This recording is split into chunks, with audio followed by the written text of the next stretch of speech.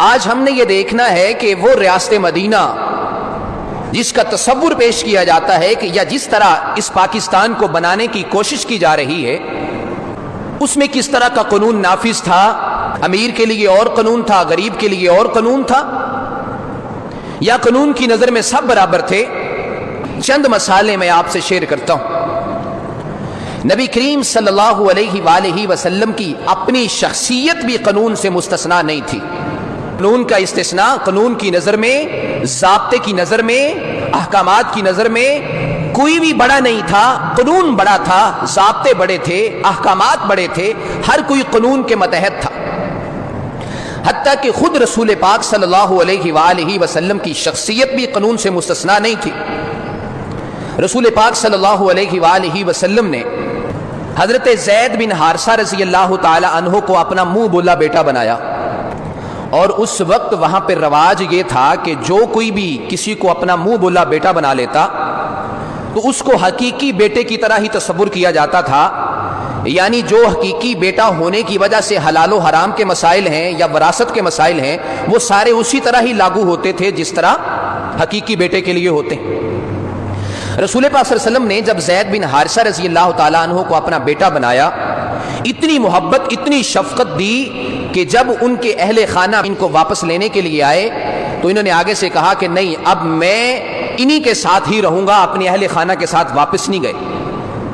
حتیٰ کہ رسول پاک صلی اللہ علیہ وآلہ وسلم کو ابو زید کہا جانے لگا، اور زید بن حارثہ کی بجائے حضرت زید رضی اللہ تعالیٰ عنہ کو زید بن محمد کہا جانے لگا۔ لوگوں کے اندر یہ بات معروف تھی کہ یہ زید بن محمد ہے۔ تو رسول پاک صلی اللہ علیہ وسلم نے اپنی پھپھی زاد کے ساتھ ان کا نکاح کر دیا، حضرت زینب رضی اللہ تعالیٰ عنہ کے ساتھ۔ تو پہلے تو یہی تصور تھا نا کہ جو حقیقی بیٹا ہے، حقیقی بیٹا اس کی آگے جو بیوی ہے وہ بہو کہلائی، تو اس کے ساتھ نکاح بھی نہیں ہو سکتا جس طرح حقیقی اولاد کا ہوتا ہے۔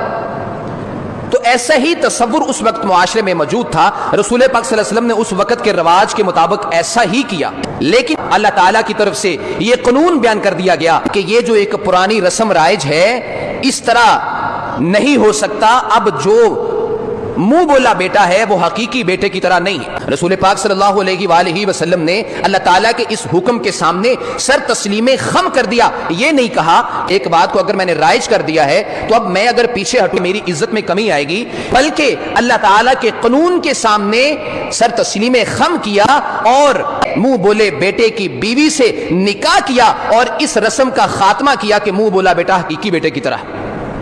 اب رسول پاک صلی اللہ علیہ وسلم نے قانون ضابطے کے سامنے سر تسلیم خم کر دیا، اپنی بات پر اڑے نہیں رہے۔ قانون کی نظر میں خود نبی کریم صلی اللہ علیہ وسلم کی شخصیت بھی نیچے ہے، اوپر نہیں تھی۔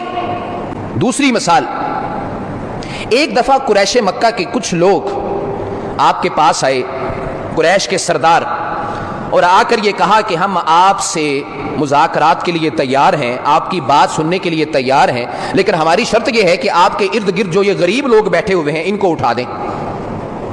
آپ کی مجلس میں اس وقت حضرت عمار بن یاسر رضی اللہ تعالیٰ عنہ، حضرت بلال رضی اللہ تعالیٰ عنہ اور دیگر اصحاب کرام جو کہ غریب تھے بیٹھے ہوئے تھے۔ ان کا یہ کہنا تھا کہ یہ ہمارے معاشرتی سٹیٹس کے خلاف ہے کہ ہم غریب لوگوں کے ساتھ بیٹھ کے آپ کے ساتھ بات چیت کریں، لہٰذا ہماری الگ سے بات سنیے۔ آپ نے ان سے کہا میں اس پر مشاورت کرنا چاہتا ہوں، میں اس پر کچھ سوچنا چاہتا ہوں، میں آپ کو بعد میں بتاؤں گا کہ میں الگ مجلس میں آپ سے مشاورت کروں یا نہ کروں۔ جب آپ نے اپنے اصحاب سے مشاورت کی تو ایک مشورہ یہ دیا گیا کہ کوئی بات نہیں، ان کو الگ سے موقع دے دیں، ان کی بات سن لیں، ممکن ہے کچھ جو ہے وہ سرداران اسلام قبول کر لیں اور ہماری قوت میں اضافہ ہو جائے۔ یہ ایک مشورہ تھا۔ رسول پاک صلی اللہ علیہ وسلم نے کوئی نہ تو مثبت نہ ہی منفی کوئی بات نہیں کی تھی، ابھی اس پہ بات جاری تھی تو اللہ تعالیٰ کی طرف سے قرآن کریم کی صورت میں ایک ضابطہ اور قانون پیش کر دیا گیا، وَلَا تَطْرُدِ الَّذِينَ يَدْعُونَ رَبَّهُمْ بِالْغَدَاةِ وَالْعَشِيِّ يُرِيدُونَ وَجْهَهُ۔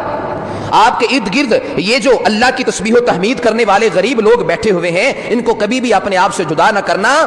تم ان لوگوں کی خوشنودی چاہتے ہو؟ اگر تم نے ان سے الگ مجلس میں ملاقات کی، ان کو پیچھے کر دیا، فَتَكُونَ مِنَ الظَّالِمِينَ، تو تو ظالموں میں سے ہو جائے گا۔ کس کو کہا جا رہا ہے؟ رسول پاک صلی اللہ علیہ وآلہ وسلم کو کہ اگر تو نے اس ضابطے کی خلاف ورزی کی، اس قانون کی خلاف ورزی کی، یاد رکھنا تو ظالموں میں سے ہو جائے گا۔ یہ اللہ تعالیٰ فرما رہے ہیں رسول پاک صلی اللہ علیہ وسلم کو۔ تیسری مثال آپ صلی اللہ علیہ وسلم کی زندگی سے، رسول پاک صلی اللہ علیہ وسلم نے ایک دفعہ شہد کو اپنے اوپر حرام کر لیا۔ آپ نے فرمایا کہ میں قسم کھاتا ہوں کہ میں شہد استعمال نہیں کروں گا۔ شہد کو حرام نہیں کیا، صرف اپنے اوپر کھانے کے لیے کہا کہ میں خود استعمال نہیں کروں گا، اور اس بات کی قسم کھائی۔ تو اللہ تعالیٰ نے ضابطہ قانون قرآن کی صورت میں اتار دیا، یا ایھا النبی لما تحرم ما احل اللہ، اے نبی جس چیز کو اللہ نے حلال قرار دیا ہے تو اس کو حرام کیوں قرار دیتا ہے؟ تو اس کو حرام کیوں قرار دیتا ہے؟ اب جو تو نے قسم کھائی ہے اس کو استعمال نہ کرنے کی، شہد کو استعمال میں نہ لانے کی، اب اس قسم کا کفارہ ادا کرو اور یہ شہد استعمال کرو۔